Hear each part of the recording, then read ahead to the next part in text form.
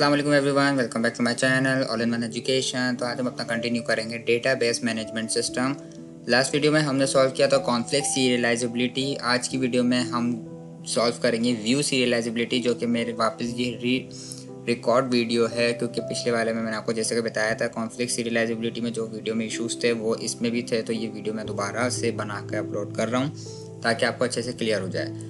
सो view serialisability का आपके पास दूसरा मेथड है जिसमें हम जो है पैरेलल ट्रांजैक्शंस को सीरियलाइजेबल में कन्वर्ट करते हैं, ताकि हमारे पास जब हम उसको सॉल्व करें, ताकि हम उसको जब सॉल्व वगैरह करें तो हमारे पास आसानी हो और कोई इसमें कॉन्फ्लिक्ट्स ना आए।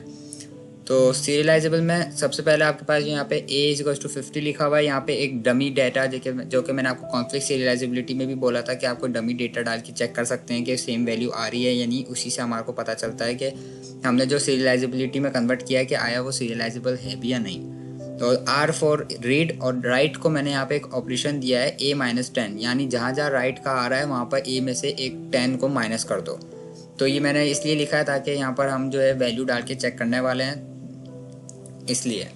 तो उसी पहले कॉन्फ्लिक्ट सीरियलाइजेबिलिटी की तरह इसमें भी हमारे पास दो ट्रांजैक्शंस गिवन है, फिर हम इसका जो है प्रेसिडेंस ग्राफ बनाएंगे और फिर वही हमारे पास उसका आंसर होगा। कॉन्फ्लिक्ट ऑपरेशंस आपको याद होगा, जैसे कि मैंने आपको पिछली वीडियो में बताया था कॉन्फ्लिक्ट ऑपरेशन आपके पास कितने टाइप के होते हैं। एक होता है रीड राइट, एक होता है राइट रीड और एक होता है राइट राइट ऑपरेशन। खाली आपके पास रीड एंड रीड वाला ऑपरेशन कॉन्फ्लिक्ट में नहीं होता। तो इस पैरेलल ट्रांजैक्शंस में हम सबसे पहले चेक कर लेते हैं हमारे पास कौन कौन से कॉन्फ्लिक्ट्स दिए हुए हैं, और उसी को देखते हुए हम यहाँ पे अपना प्रेसिडेंस ग्राफ भी बना लेते हैं। तो सबसे पहले हमारे पास यहाँ पर गिवन है रीड ए और राइट ए। अब हम ये चेक कर लेते हैं क्या रीड ए का जो किसी का कॉन्फ्लिक्ट आ रहा है ट्रांजेक्शन 2 में। तो हम यहाँ पे देख सकते हैं रीड ए का राइट ए के साथ आ रहा है। तो मैं यहाँ पर क्या करूँगा, सिंपली कि रीड ए वाले को यहाँ पे एक एरो बना दूंगा पॉइंटिंग टूवर्ड्स राइट ए। तो सिंपल ये रीड ए का जो है राइट ए की तरफ मेरे पास यहाँ पे कॉन्फ्लिक्ट आ रहा है। तो दूसरा कॉन्फ्लिक्ट हमारे पास यहाँ पर देख सकते हैं राइट ए का आ रहा है रीड ए की तरफ। यहाँ पे राइट और रीड का कॉन्फ्लिक्ट आ रहा है WR का। तो यहाँ पर भी एक एरो बनेगा पॉइंटिंग टूवर्ड्स T2। तो जैसे ही ये हमारे पास पहली ट्रांजेक्शन T1 से T2 की तरफ कॉन्फ्लिक्ट आया था, तो प्रेसिडेंस ग्राफ में इसी तरह पिछले वाली की तरह जैसे कॉन्फ्लिक्ट में हमने बताया था कि ट्रांजैक्शन जितनी होती है उतनी स्टेट्स बनती हैं, और ये बीच में एजेस आपके कॉन्फ्लिक्ट को शो कर रहा होता है कि T1 से हमारे पास एक कॉन्फ्लिक्ट जा रहा था अभी T2 की तरफ। तो हमने यहाँ पे जो है T1 से पॉइंटिंग टुवर्ड्स T2 एक एज बना दी है। अब हमें ये चेक करना है क्या कोई T2 से पलट कर T1 की तरफ कोई कॉन्फ्लिक्ट आ रहा है या नहीं। तो फिलहाल अभी हमने राइट और रीड का कॉन्फ्लिक्ट देखा, और अब हमारे पास एक और कॉन्फ्लिक्ट आ रहा है जो कि है राइट और राइट का, जो कि इस तरफ जा रहा है। ठीक है, तो इसी के साथ ये कॉन्फ्लिक्ट्स पूरे हुए। अब हमारे पास आप देख सकते हैं कि एक कॉन्फ्लिक्ट आ रहा है ट्रांजैक्शन 2 से ट्रांजैक्शन 1 की तरफ, रीड और राइट, और दोनों का वेरिएबल भी सेम है। तो हमारे पास फाइनली T2 से भी एक कॉन्फ्लिक्ट आ चुका है इस T1 की तरफ पॉइंटिंग टुवर्ड्स T1। अब इससे पहले मैं जो है ग्राफ में इसकी लाइन बनाऊं, मैं पहले सारे कॉन्फ्लिक्ट्स ख़त्म कर लेता हूं। एक आखिरी बचा है मेरे पास, राइट की तरफ से जा रहा है, राइट की तरफ ही। तो राइट का यहाँ पे कॉन्फ्लिक्ट आ रहा है। तो आया उसकी पहले से एक लाइन बनी हुई है, लेकिन मैं फिर भी जो है बना देता हूँ, प्रेसिडेंस ग्राफ में ऑलरेडी बनी हुई है। तो यहाँ पर हम देख सकते हैं कि ट्रांजैक्शन 2 से ट्रांजैक्शन 1 की तरफ भी एक कॉन्फ्लिक्ट आ गया है। तो हमारे पास अब प्रेसिडेंस ग्राफ में जो है एक और लाइन आ जाएगी इस तरफ से, जो कि हमारे पास एक साइकिल को डिनोट करता है। हमारे पास एक साइकिल बन गई है कि पहले जो है T1 से T2 की तरफ कॉन्फ्लिक्ट आ रहा था, अब T2 से भी T1 की तरफ कॉन्फ्लिक्ट आ रहा है। तो ये आपको अगर सिचुएशन याद हो कॉन्फ्लिक्ट सीरियलाइजेबिलिटी में मैंने आपको बताया था कि अगर इस तरीके की सिचुएशन आ जाती है तो हम देख के बोल सकते हैं कि ये कॉन्फ्लिक्ट सीरियलाइजेबल तो नहीं है, कि ये कॉन्फ्लिक्ट सीरियलाइजेबिलिटी के थ्रू सॉल्व नहीं हो सकता, हम इसमें स्टेट्स को रिमूव नहीं कर सकते। अब सवाल ये है कि क्या ये सीरियलाइजेबल है या नहीं, क्वेश्चन मार्क। कि कॉन्फ्लिक्ट सीरियलाइजेबल नहीं ये तो पता चल गया, लेकिन ये नहीं पता चला कि सीरियलाइजेबल में कन्वर्ट हो सकता है या नहीं। इसी वजह से हमारे पास ये दूसरा मेथड है व्यू सीरियलाइजेबिलिटी। अब हम इसका मेथड इस्तेमाल करके चेक करेंगे कि ये जो है हमारे पास सीरियलाइजेबल है या नहीं पैरेलल ट्रांजैक्शंस। अब उसके लिए हमारे को क्या करना पड़ता है, अब उसके लिए हमारे को सबसे पहले इसको सीरियलाइजेबल में कन्वर्ट करना पड़ेगा। वो किस तरह कन्वर्ट करेंगे, वो इस तरह कन्वर्ट करेंगे कि हम ट्रांजैक्शंस को देखेंगे और राइट वाली ऑपरेशन जो सबसे एंड में जिस ट्रांजैक्शन से क्या आ रही होंगी ना, वो सबसे एंड में चलाएंगे। जैसे कि हमारे पास यहाँ पे सिर्फ दो ट्रांजैक्शंस गिवन है T1 और T2, तो T2 की जो राइट वाली ऑपरेशन है वो सबसे एंड में है 1 T1 के, तो T2 को हम सबसे एंड में चलाएंगे। तो इसको अरेंज करना होगा आपको। अगर एक से ज़्यादा ट्रांजेक्शन, दो से ज़्यादा ट्रांजेक्शन हैं, तो जिन जिन के राइट ऑपरेशन सबसे एंड में है उनको आप नीचे करते जाएं और उसी हिसाब से अरेंज कर दें कि कौन सी पहले चलेगी। तो यहाँ पर जो है हमारे पास T2 को सबसे एंड में चलाना होगा। तो यहाँ पे भी हमारे पास सबसे पहला ऑप्शन करेक्ट है कि सबसे पहले T1 पूरी चलेगी और फिर T2 स्टार्ट होगी, क्योंकि हमारे पास राइट ऑपरेशन T2 का नीचे आ रहा है।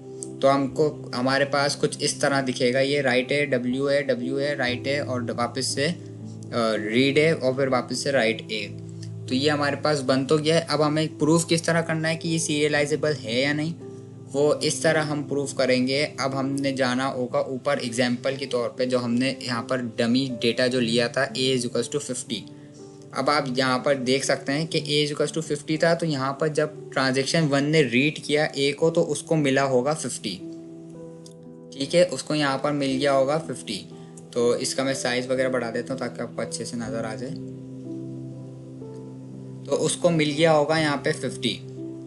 ठीक है, अब हमें यहाँ पर भी लिखना है, तो इसका भी मैं यहाँ पे साइज इंक्रीज कर देता हूँ। तो अब जब राइट ए हुआ है, तो राइट ए का मैंने यहाँ पे ऑपरेशन क्या लिखा है कि राइट ए जब भी कॉल होगा उसमें ए में से 10 को माइनस कर देना है। यानी अब यहाँ पर जो राइट हुआ है वो 40 राइट हुआ है।